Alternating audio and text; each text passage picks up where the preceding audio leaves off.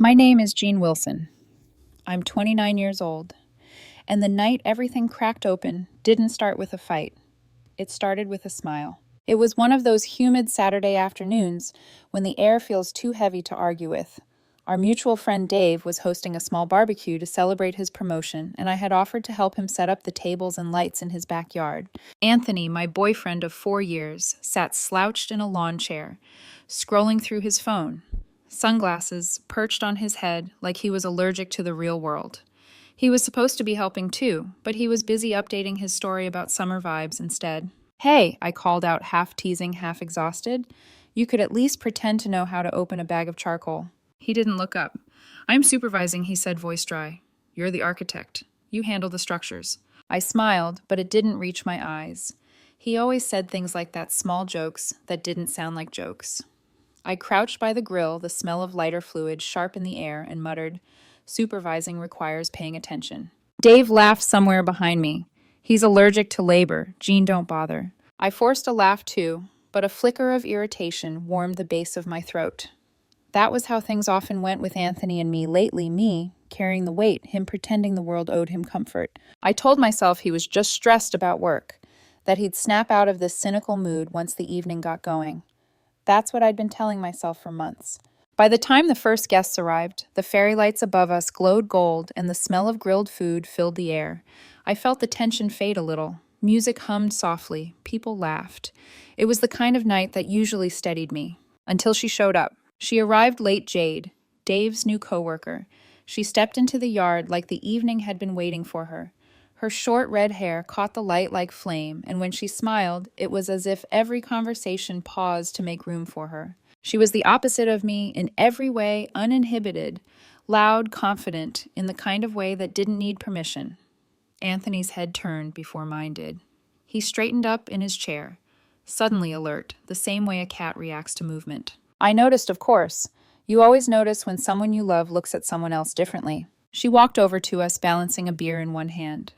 Hey, you must be Jean, she said brightly. Dave told me you're the one with the architectural firm. That's amazing. I smiled politely. Freelance consultant, actually, but close enough. Anthony jumped in his tone a little too eager. She's being modest. She's designed a few big office renovations downtown. Jade tilted her head. Really, that's impressive. I could never do something that meticulous. I'd get bored. Anthony laughed too quickly. Yeah, she's all about structure. I'm more the spontaneous one. The comment landed between us like a small spark on dry grass.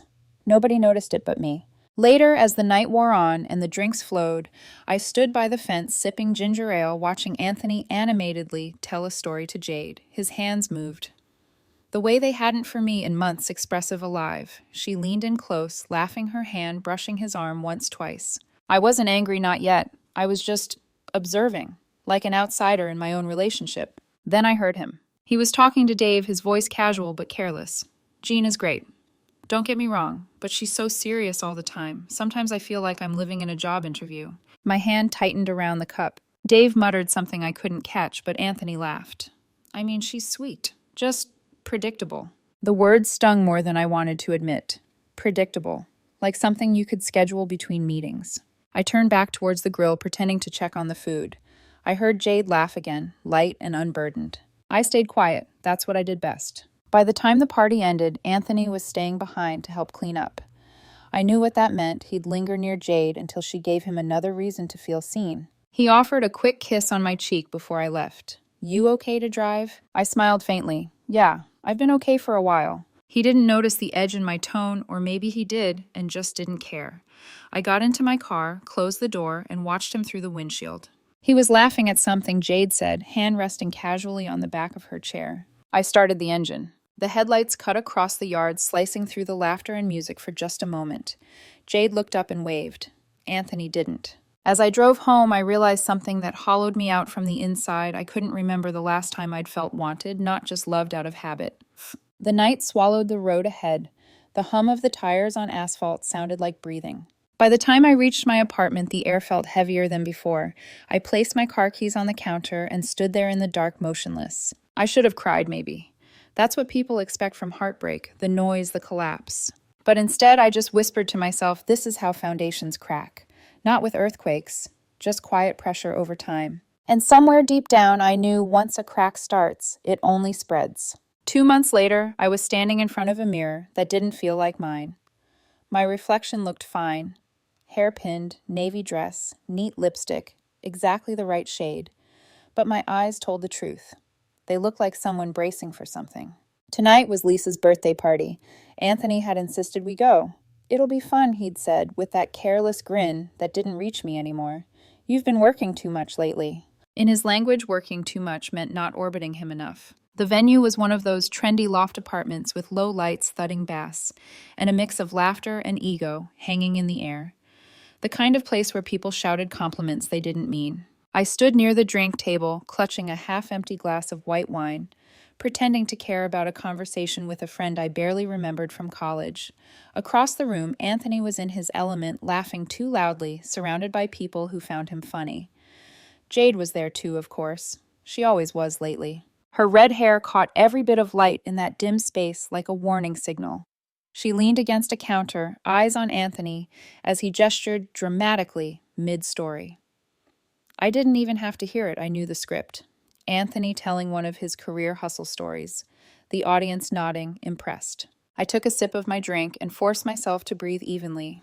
It's fine, Jean, I told myself. Just get through tonight. 20 minutes later, he still hadn't looked for me. So I crossed the room, smiling like it didn't sting. Here, I said, offering him the gin and tonic he'd asked for half an hour ago. He took it without glancing at me. Thanks, babe, he muttered automatically, still mid-conversation with Jade. Something in me went still. Jade was laughing at something Anthony had said about assertiveness in business. He grinned, turning to the group. You have to know when to take control. It's survival of the fittest out there. Exactly, Jade said, eyes glinting. It's all about that alpha energy. I almost smiled at how ridiculous they both sounded. But then Anthony looked right at me, and said loud enough for everyone nearby to hear, See, Jean could use a little of that. She's brilliant, but she doesn't really fight for what she wants, you know. Always too agreeable. The words sliced cleanly like a surgeon who knew where every nerve ended. Jade's laugh filled the silence. Oh, come on, she's just chill. That's nice sometimes. But Anthony wasn't done. No, really, he continued, raising his glass. She's safe, dependable. But life's not meant to be lived at room temperature, right? The group chuckled politely. Someone shifted awkwardly. I heard my own voice before I realized I'd spoken. Room temperature keeps things from breaking. Anthony blinked, thrown off, then gave me that performative smile people wear when they're embarrassed for you. Relax, babe. I'm just joking. The laughter returned, except this time I wasn't part of it. I stood there, my pulse thrumming in my ears, my drink trembling in my hand. The music muffled the laughter distant. It was just me, him, and that terrible space between us. He looked uncomfortable now, as if realizing the crowd was watching. Jean, don't make it weird. I looked at him for a long moment. His mouth kept moving words tumbling out that I couldn't hear anymore. My chest didn't hurt. It was empty, perfectly terrifyingly empty. I placed my drink on the counter beside him, my voice calm. You're right, I said softly. I don't fight for things that don't matter anymore. He frowned. What's that supposed to mean? But I was already walking away. Past Jade, whose smile faltered, past the curious stares, past the sound of my own heart slowing down. The hallway was quieter, cooler. I picked up my coat from the pile on the sofa, slipped it on, and made my way toward the door. Lisa caught my arm as I passed. Her face was apologetic, uncertain. Jean, are you okay? He didn't mean. I gave her a faint smile. It's fine. He meant exactly what he said. Then I opened the door and stepped into the night. The air outside was cold enough to bite. I didn't cry. I didn't even look back. The city hummed around me, alive and different. Inside, the laughter swelled again, the party continuing as if nothing had cracked open. But something had. And as I walked to my car, the thought came clear and clean. He wanted a woman who burned for him.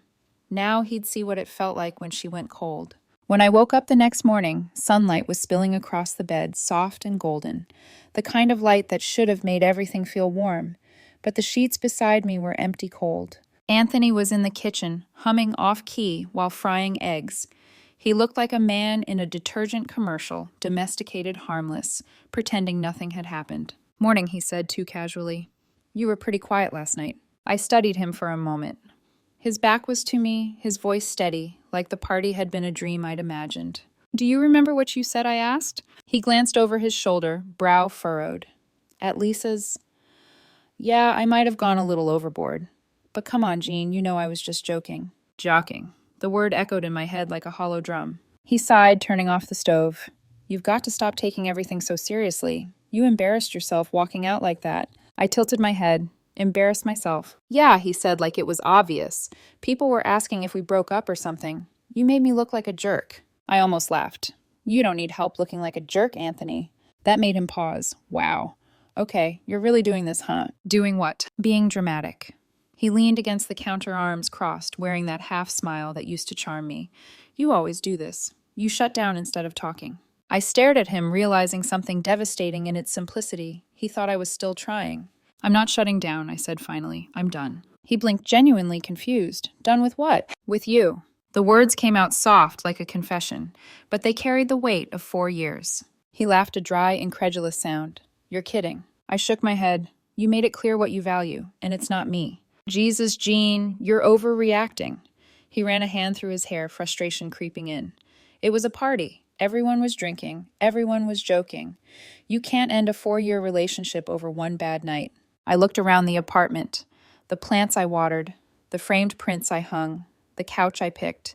Every piece of it had been built quietly by my hands, while he took up space like it was oxygen owed to him. It's not about one night, I said, my voice steady. It's about every moment you made me feel small and called it teasing. Every time you needed me to hold you up but never thought to reach for me. You've been chipping away at this for years. Last night, you just said it out loud. His mouth opened, but no words came. I picked up the suitcase I'd already packed. He hadn't noticed it by the door when he came in. You're serious? He asked, incredulous now. I nodded. I found a new place. I'll send for the rest of my things. He stepped forward, his tone turning sharp. You think you're too good for me. That's what this is. I met his gaze. No, I just think I finally see you clearly. He let out a bitter laugh, shaking his head. Unbelievable. You're running away because your feelings got hurt. You'll regret this. Maybe I said, but at least I'll regret it alone. I walked past him, the suitcase rolling behind me, its wheels whispering across the hardwood like punctuation marks. He didn't follow. Maybe he couldn't. The front door clicked shut behind me, and the silence that followed was so complete it felt sacred. The next few hours passed like a film in slow motion.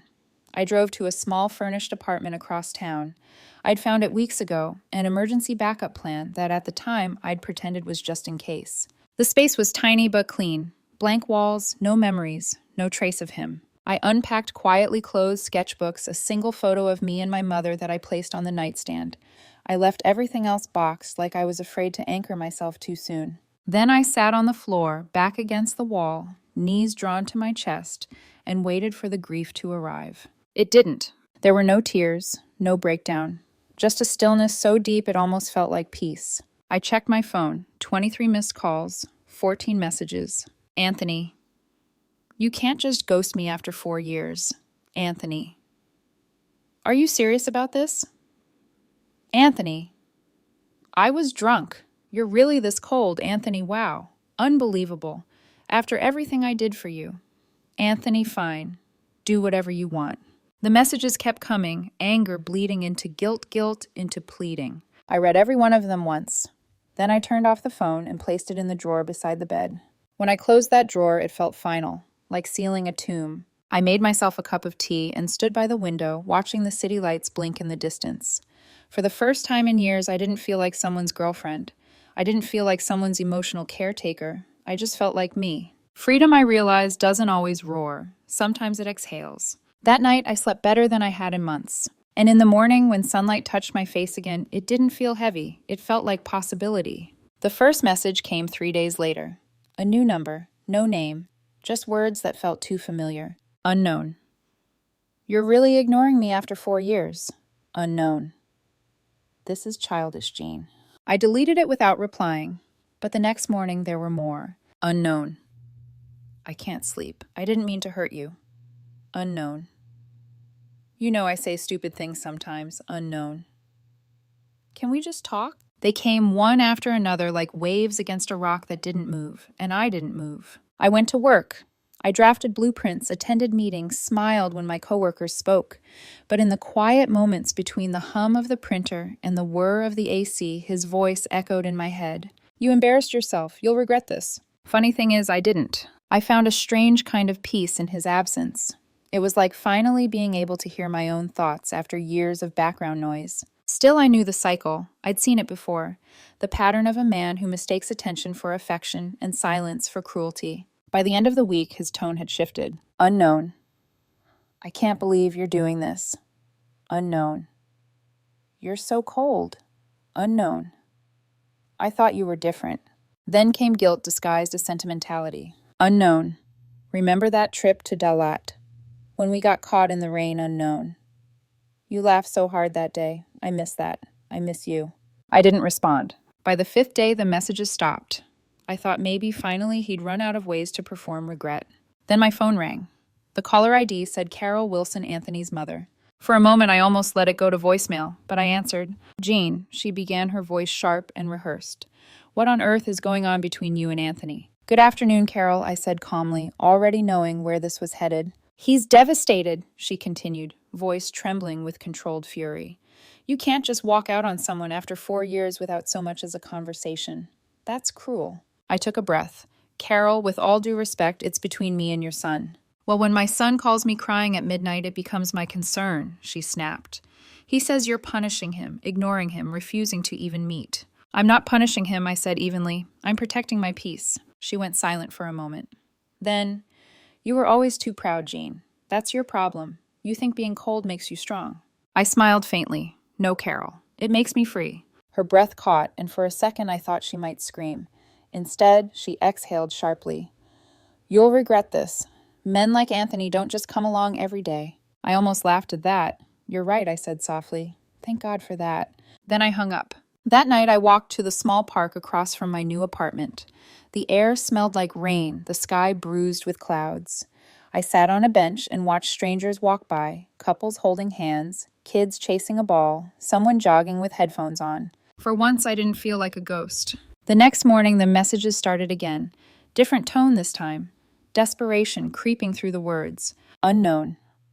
Please, Jean, just talk to me. Unknown. I'm losing my mind. Unknown. Jade isn't who I thought she was. She's intense. Aggressive. Unknown. I made a mistake. A huge one. The irony wasn't lost on me. He'd spent years craving fire. Now he was getting burned. Unknown. Please just answer. You're the only person who ever made me feel safe. That word safe used to feel like an insult. Now it sounded like a confession. I didn't reply. I didn't even read the rest. I muted the number, set my phone face down on the table, and returned to my drafting board. A new client wanted a coastal retreat designed around the theme of solitude and light. As I worked, I realized how fitting that was. I spent the entire day sketching open windows and airy spaces, places where the walls didn't suffocate. The irony made me smile. When night fell, I cooked myself dinner for one. Quiet jazz filled the apartment. My reflection in the window looked calmer, older, but somehow lighter. Later, as I washed the dishes, the phone buzzed again on the counter. One more message. Unknown. I'm sorry, I just needed to say that. For a moment, I hesitated. My finger hovered over the screen. Then I hit block. The silence that followed was immediate and perfect. I turned off the lights, sat by the window again, and whispered to myself, half prayer, half realization. Some people mistake your silence for weakness, but silence is where strength grows roots. The city lights blinked like distant stars. I let the quiet wrap around me, warm and sure. For the first time in years, I wasn't waiting for anyone's apology. I was finally free to build my own peace. 3 weeks passed before I realized I hadn't thought about Anthony for days. Not tried not to think about him, simply didn't. His absence had stopped echoing. I filled the silence with small rituals. Morning coffee by the window, a walk before work, evening sketch sessions with music low in the background. My life had narrowed into something quiet and deliberate, and for the first time in years, it fit. At work, I took on a new project, a community library renovation. It wasn't glamorous, but it felt meaningful. The kind of design that gave something back instead of just showing off. And without the constant emotional noise of Anthony's demands, my mind felt sharper. Ideas flowed. When my colleague Liam Tran stopped by my desk one morning, I barely looked up from my sketches. Hey, he said, leaning on the divider. You free for the site visit this weekend? I am now, I said, smiling faintly. He grinned. Perfect. You're better company than the interns. They think measuring walls is soul-crushing. I laughed genuinely. The sound surprised me. It had been months since laughter came easily. Saturday was cool and overcast. The kind of weather that smelled like fresh concrete and wet grass, my favorite. We walked through the old library, the floorboards creaking beneath our steps. Dust floated in the air like ghosts of forgotten stories. Liam listened intently as I explained my concept. Open skylights, natural light, soft colors. You design like someone who's been rebuilding herself, he said quietly. I met his gaze. He wasn't flirting. He was seeing. Maybe I am, I admitted. There was no tension, no performance. Just the soft, respectful silence between two people who didn't need to fill it. When we left, he offered me a coffee. We ended up sitting at a street cafe until the rain came down. Talking about architecture turned into talking about life, what it means to start over, to choose peace over chaos. He didn't try to touch me, didn't ask for anything. When we parted ways, he said simply, "You're easy to talk to, Jean." I went home smiling not because I felt desired, but because I felt understood. That night while cooking, I caught myself humming. A small, ordinary sound, but it startled me. It meant I was healing. I plated my dinner, sat down, and for the first time didn't glance at the empty chair across from me. It wasn't empty anymore. It was mine. Then the phone buzzed, a number I didn't recognize. My pulse faltered for just a second. I didn't want to look, but I did. Unknown. It's me. Please don't hang up. I stared at the screen, breath still. Then another message followed. Unknown. Jade isn't who I thought she was. She's not stable. I made a mistake. And another. Unknown. She threw something at me tonight. I'm done. I want to come home. Home. The word sent a strange chill through me. I didn't reply. Instead, I turned the phone over screen down on the table and continued eating. Each bite was slow, deliberate grounding. After dinner, I washed my plate, dried it, and tucked the phone into the drawer next to my old one. But the messages kept coming. I could feel the vibration against the wood. Unknown. Please, Jean. I need you. Unknown. You were my peace. I didn't see it before. Unknown. Please just answer me. Then, one final text. Unknown. She said I was the problem. Maybe she's right. I can't do this.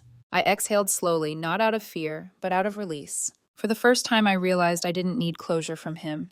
His pain wasn't my victory, and his regret wasn't my responsibility. I opened the drawer and looked at the phone, still vibrating faintly like a trapped insect. Then I said it out loud, softly but firmly. You don't get to use me as your escape. And I turned it off. The next morning, the city felt lighter. The rain had passed. I opened the windows, brewed my coffee, and stood barefoot on the cold tiles, feeling the air rush in. In that still moment, I understood peace doesn't arrive with a grand finale. It sneaks in quietly, one breath at a time. When I sat at my desk, a new sketch waited for me, an unfinished design of an atrium filled with light. At the top, I scribbled a new note to myself. Design with clarity. Live with boundaries. I smiled, and for the first time, the foundation beneath me felt unshakable. It was early spring when the wedding invitation arrived. Lisa and Ben embossed in gold, the kind of envelope that pretends it isn't heavy with history. I almost didn't open it.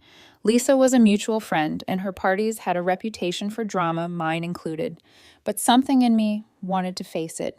Not out of revenge, not even for closure, but to prove to myself that I wasn't haunted anymore. I RSV'd yes +1. Liam smiled when I asked him to come. It's not a date, right? He teased. More like moral support, I replied. Then I'm honored, he said, his tone warm, easy. The day of the wedding was washed in soft sunlight. Rows of white chairs lined the vineyard, their shadows sharp against the green grass. The air smelled like new beginnings, ripe grapes, champagne, and something clean. As we walked in, people turned and smiled at me. The polite, curious kind of smiles that said, "You made it."